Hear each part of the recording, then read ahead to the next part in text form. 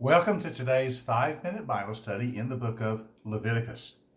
The last few days we've been looking at Leviticus chapter 18, which is part of the Holiness Code.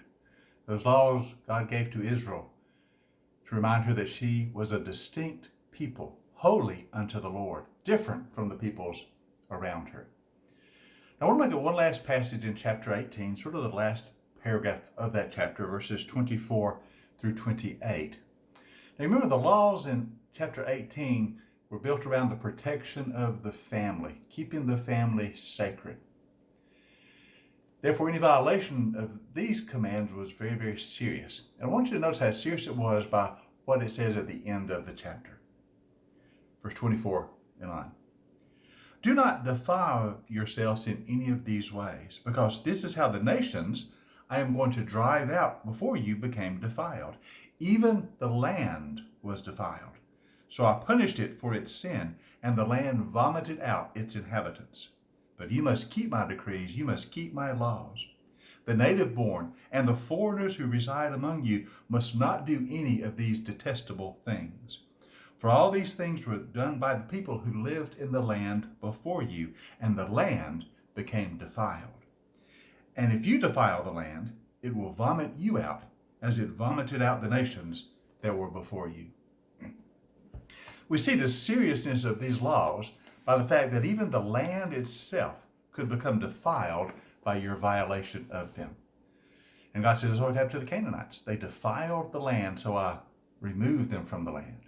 And you too, once you possess this land, though it is mine, though I give it to you, if you defile the land, you too will be vomited out.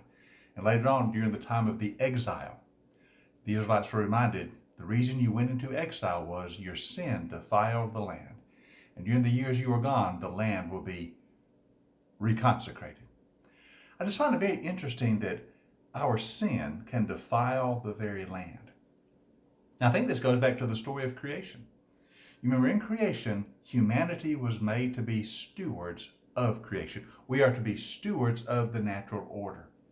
Therefore, when we sin, we not only affect ourselves, but we also affect the natural order. Because we are to be stewards of it, protectors of it, caretakers of it, our sin ends up defiling the land. You know, in the book of Romans, Paul, I think, references this when he says, even creation itself is subject to decay because of our sin, and creation itself is longing for redemption. In Romans chapter 8, verses 20 and following, this is what the Apostle Paul says. For the creation itself was subjected to frustration, not by its own choice, but by the will of the one who subjected it, in hope that the creation itself will be liberated from its bondage to decay and brought into the freedom and glory of the children of God. We know that the whole creation has been groaning as in the pains of childbirth right up to the present time.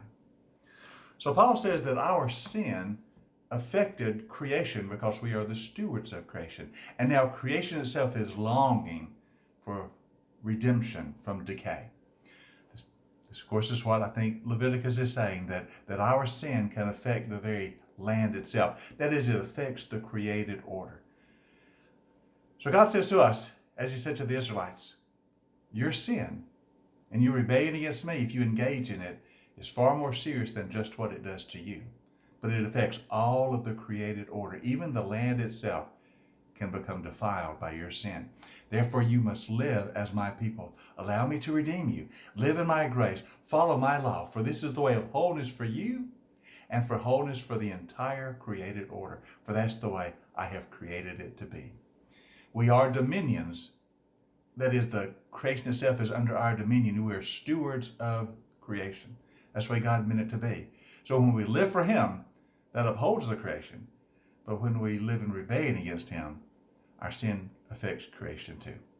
Very serious matter to live as the people of God and to live as a holy people, set apart by his grace to live according to his way. Hope you join us tomorrow as we continue our 5-minute Bible study in the book of Leviticus.